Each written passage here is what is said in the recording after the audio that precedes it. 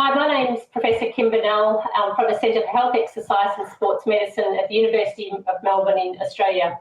I'm going to be talking today about physiotherapy management of knee osteoarthritis and covering some of the research that we've been doing in our team in this area.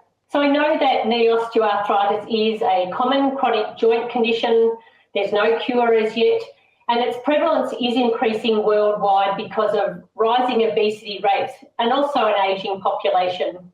The symptoms and signs of osteoarthritis generally include pain when using the joint, short-lived morning stiffness, as well as swelling, can be restricted joint movement, and the person generally has difficulties with daily activities such as walking and movement. We know that you can see changes on the joint on an X-ray or on a scan, but what we do know is that the structural changes that are seen in the joint on X-ray don't correspond well to the symptoms that a patient experiences.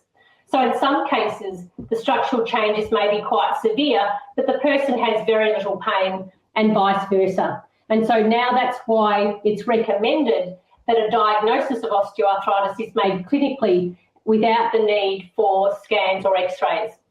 And osteoarthritis is a complex biopsychosocial disorder. So as well as all the biological features that you see, such as the joint damage and muscle dysfunction, altered biomechanics, inflammation, joint laxity and so forth, there are also psychological impairments such as reduced self-efficacy, depression, poor coping, anxiety, pain catastrophizing, as well as socio-economic factors as well, impacts on the social support, relationships, and all of these interrelate to one another as well.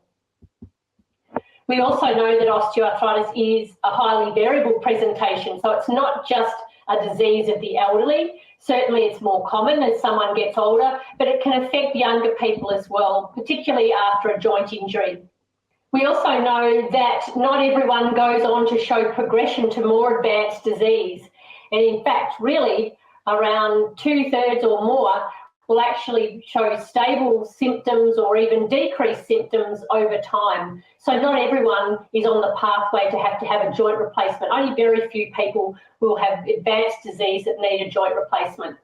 Comorbidities are also common. So around 2 out of 3 people have at least one other chronic comorbid medical condition, commonly hypertension, type 2 diabetes, back pain, depression.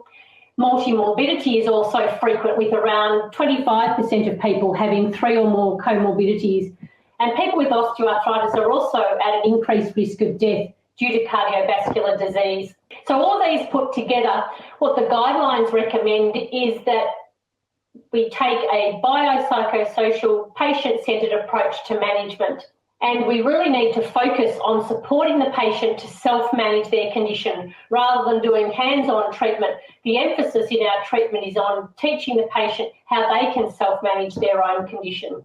And all of the clinical guidelines from around the world all emphasise lifestyle management as the core treatment for osteoarthritis. And this includes education, exercise and physical activity, weight management, and also other pain self-management strategies.